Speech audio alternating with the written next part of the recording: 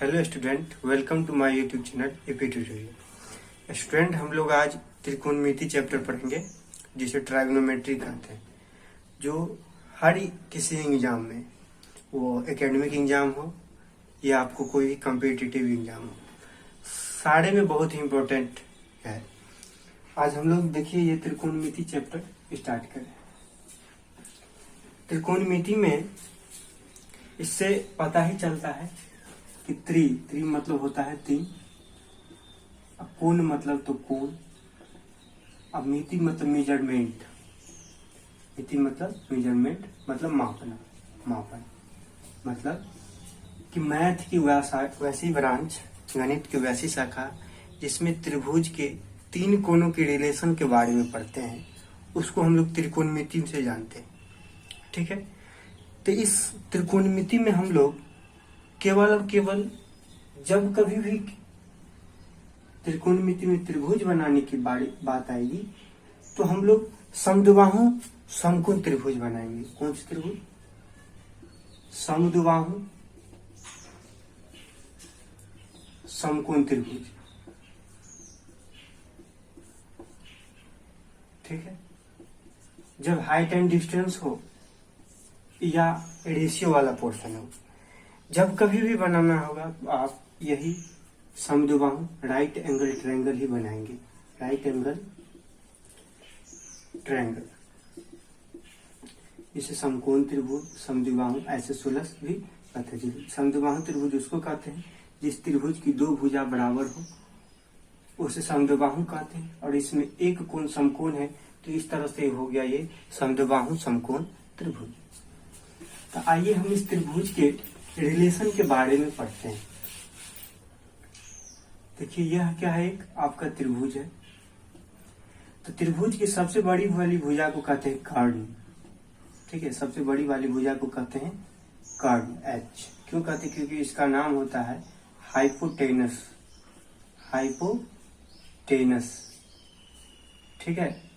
तो इसका first letter से कर्ण को हम लोग एच डिनोट करते हैं। ठीक है, और इसको कहते हैं आधार। ठीक है, जिसे हम लोग बी से यूज करते हैं, और इसका इंग्लिश होता है बेस।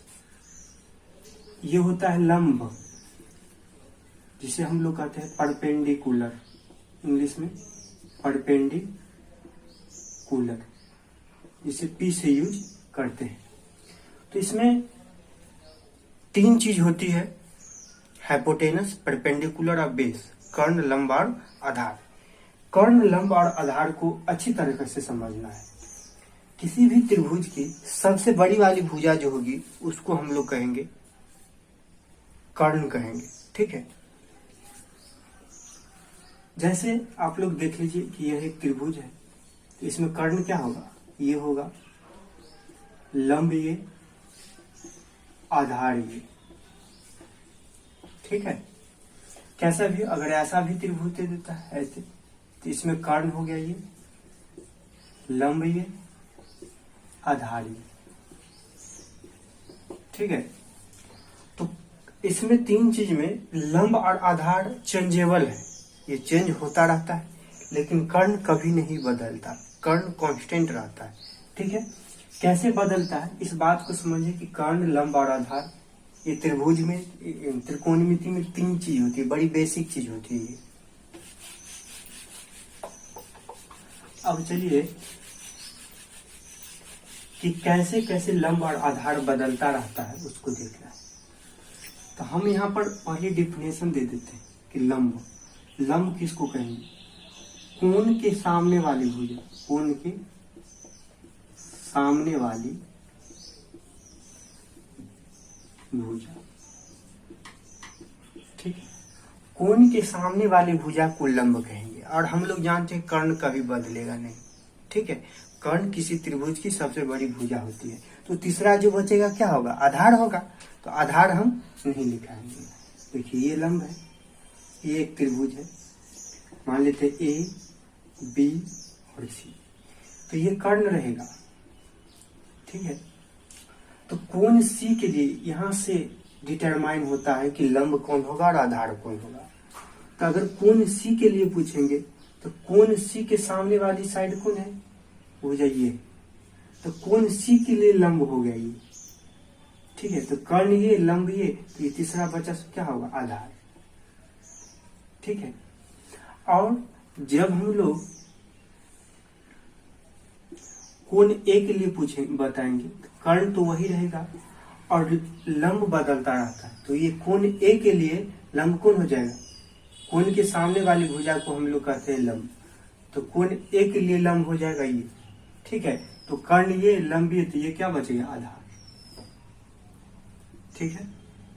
नोट करते चलिएगा, इसको नोट करते चलिए। इसके आगे देखिए आप, एक होता है पाइथागोरस प्रमेय, जिसको हम लोग आगे जब त्रिभुज से संबंधित थ्योरम को प्रूव करेंगे तो इसमें हम लोग पाइथागोरस प्रमेय को भी सिद्ध करेंगे। तो ये होता है कर्ण स्क्वायर बराबर लंब स्क्वायर प्लस आधार स्क्वायर, ठीक है।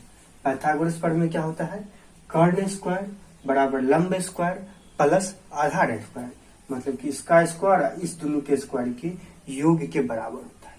तो जब हम सवाल यूज करेंगे तो हिंदी में लिखना बहुत ही ट्रिबल हो जाता है, बहुत कठिनाई होती रहती है, तो हम लोग इसको इंग्लिश के वर्ड से यूज करेंगे, h square equal to p square plus b square, ठीक है। यहां से 3 फार्मूला बनेगी, क्योंकि जब कभी हमको निकालना होगा कर्ण, तो कर्ण स्क्वायर नहीं निकालना होता है, कर्ण निकालना होता है। तो यहाँ पर h क्या है, कर्ण है, तो हम इसको क्या करेंगे,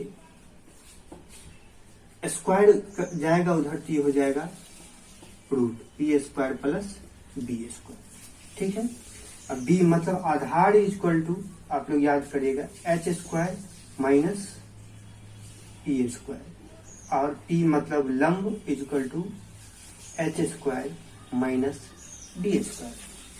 यहाँ पर समझिए कि जब h निकालना हो, क्योंकि कभी भी आप, तो यहाँ से 3 फार्मूला आप लोग को बनेगा, h equal to p square plus b square, b equal to h square minus p square, और p equal to h square minus b square. इसको याद कैसे करेंगे, तो देखिए h है तो स्क्वायर इधर गया तो हो गया रूट, आप लोग ध्यान रखिएगा, प्लस जब बराबर के उस साइड यानी LHS से RHS या RHS से LHS आता है तो प्लस माइनस हो जाएगा और माइनस प्लस हो जाएगा, मल्टीप्लाई डिवाइड हो जाएगी, और रूट जब जाए प्लस उधर जाएगा तो minus, minus plus multiply divide, और रूट जाएगा तो उधर स्क्वायर, और स्क्वायर जब जाएगा तो हो जाएगा रूट, ठीक है। तो ये 3 फार्मूला आप लोगों को याद हो जाना चाहिए, ठीक है। याद कैसे करेंगे, तो देखिए h equal to root under p square plus b square, इसमें कुछ भी चेंजिंग नहीं है, बस b है, b निकालेंगे तो कभी भी घटेगा बड़ा में से छोटा ना, तो यहाँ h क्या है, कर्ण क्या है, सबसे बड़ा है, तो एच स्क्वायर, यहाँ b निकालना है तो एच स्क्वायर में से पी स्क्वायर को घटाएंगे, ठीक है। h कॉमन रहेगा, एच स्क्वायर रहेगा, b निकालना रहे तो पी स्क्वायर घटाइए, p निकालना रहे तो बी स्क्वायर घटाइए, ठीक है। इस पर हम लोग इसका यूज क्या है वो देखते हैं, देखिए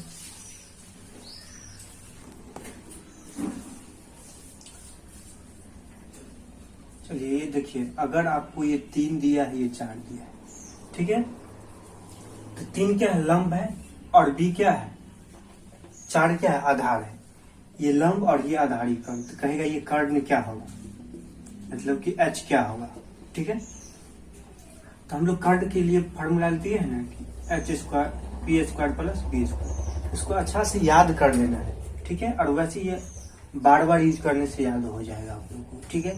तो पी यहाँ 3 है और बी क्या है, 4 है, तो 3 का स्क्वायर कितना होता है, 9 है, 4 का स्क्वायर 16, 16 ना 25। चलिए जो स्क्वायर नहीं समझते हैं तो समझिए स्क्वायर क्या होता है, आप लोग को कम से कम 20 तक का स्क्वायर याद होना चाहिए, तभी ये बनेगा आपको अच्छा से, ठीक है। स्क्वायर मतलब जैसे 3 का स्क्वायर बोला ना, तो 2 बार गुना कर दीजिए इसको, तो 3 3 जा 9, ठीक है।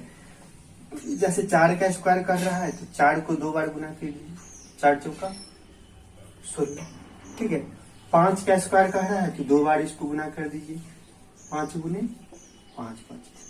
ठीक है, इसके बाद हम स्क्वायर के ही बारे में कुछ बता देंगे आपको। ये 16 में 25 हो गया। अब समझिए, जिसका स्क्वायर जो होता है ना उसी का वर्गमूल 25 होता है। देखिए 25 का वर्गमूल क्या हो जाएगा 5। जैसे 5 का स्क्वायर 25 तो 25 का वर्गमूल 5। जैसे 3 स्क्वायर का 9, 3 का स्क्वायर 9 होता है तो 9 का ये रूट मतलब हुआ वर्गमूल, तो 9 का वर्गमूल क्या हो जाएगा 3। जैसे 4 का स्क्वायर 16 तो 16 का वर्गमूल क्या हो जाएगा 4। जैसे 5 का स्क्वायर होता है 25 तो 25 का वर्गमूल क्या हो जाएगा 5। इसी तरह आपका निकल गया यह 5। ठीक है, अब यहाँ पर देख लीजिए, वो पिछले में हम देखे थे कि h कैसे निकालेंगे, यानी कि कर्ण कैसे निकालेंगे। यहाँ पर देखिए ये लंब है और कर्ण दिया है और आधार निकालना है। ठीक है, तो आधार हम लोग कैसे निकालेंगे, तो b बराबर फार्मूला आप लोग हम बता दिए हैं कि एच स्क्वायर में से अगर b है तो क्या घटाएंगे p। अगर p निकालना रहता तो b घटाते और h तो रहेगा ही रहेगा। h यहाँ पर क्या है 5 और p क्या है यहाँ पर 3, तो 5 का स्क्वायर 5 को 2 बार गुना कर दीजिए 25। 3 का स्क्वायर 3 को 2 बार गुना कर दीजिए 3 3 9। अब 25 में से 9 को घटाएंगे तो 16। और 16 किसका स्क्वायर होता है तो 4 का, तो वर्गमूल हो जाएगा इसका 4। ठीक है, तो b निकल गया आपका 4। अब चलिए यहाँ पर हम p निकालेंगे। यहाँ पर h दिया है, b दिया है तो p निकालेंगे। ठीक है, तो p हम लोग कैसे निकालेंगे, तो ध्यान रखिए कि h square minus b square. जब यहाँ पर p है तो b, रटने की कोई बात ही नहीं है कि अगर कर्ण निकालना रहे एक रट लीजिए p square plus b square. अगर p निकालना रहे तो ये बड़ा है h, तो h स्क्वायर में से p दिया है तो b घटा लो, और जो b दिया है h स्क्वायर में से p घटा लो। ठीक है, यहाँ पर h कितना है 5 और b कितना है 4। 5 का स्क्वायर कितना हो गया 25 माइनस 9 और 16, तो ये हो जाता है इसका वर्गमूल 4। ठीक है, 4 का स्क्वायर तो 16 हो जाएगा, 25 में से 16 गया तो 9 और 9 का वर्गमूल हो गया 3, तो ये आपका p निकल गया। यह कुछ नंबर जो है ना ट्रिपलेट आप 8 क्लास में पढ़े होंगे, या कंपटीशन का तैयारी कर रहे होंगे तो ट्रिपलेट आपको पढ़ना बहुत जरूरी है। कुछ ट्रिपलेट याद कर लेना है। जैसे आपको 3 4 5 है ना, ये एक ट्रिपलेट है। ठीक है, तो इसका होगा 6 8 10। अगर मान लीजिए ये 6 दिया 8 दिया, तो आप अगर ये ट्रिपलेट याद है तो आप ये डायरेक्ट 10 कह सकते हो। ठीक है, ट्रिपलेट अगर आपका एक याद है तो अगर देखिए 3 4 5 याद कर लो, 6 8 10 याद कर लो। ठीक है, 9 12 15 याद कर लो। अगर 9 है ये 12 है तो ये 15 हो जाएगा ऑटोमेटिक। ठीक है, चलिए आप लोग को कुछ स्क्वायर याद करके आज लाना है।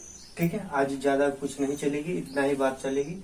कुछ स्क्वायर आप लोग याद करके लाइएगा, कल हम आपको वर्गमूल निकालना सिखा देंगे। 1 का स्क्वायर 1 ही हो जाएगा, 2 का स्क्वायर हो जाएगा 4, 3 का स्क्वायर हो जाएगा 9, 3 3 9, 4 का स्क्वायर 16, 5 का स्क्वायर कर दीजिए 25, 6 का स्क्वायर कर दीजिए 36, 7 को 2 बार 7 7 49, 8 को 2 बार गुना 8 8 64, 9 का स्क्वायर कीजिए 81, यहाँ चलिए 10 का स्क्वायर 100, 11 का 2 बार गुना कीजिएगा तो 121 हो जाएगा, 12 का 2 बार गुना की 144, 13 का गुना कीजिएगा तो 169, 14 को 2 बार गुना कर दीजिए 196, 15 को 2 बार गुना कीजिए तो 225, 16 को 2 बार गुना 256, 17 को 2 बार स्क्वायर करेंगे तो हो जाएगा 289,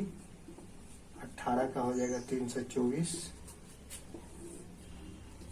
और 19 का हो जाएगा 361 और 20 का हो जाएगा 400। ठीक है, और 21 22 का भी हम लोग निकालना करेंगे। फिर कल पहले आप इतना तक याद करके आइए। आई होप आपको बहुत ही अच्छा ढंग से ये समझ में आया होगा, क्योंकि न्यू चैप्टर होता है। अगर आप क्लास 10 के इस ईयर के स्टूडेंट है तो आपको यह ट्रायगोनोमेट्री चैप्टर जिंदगी में पहली बार मिला होगा, तो हो सकता है आपको नया लगे।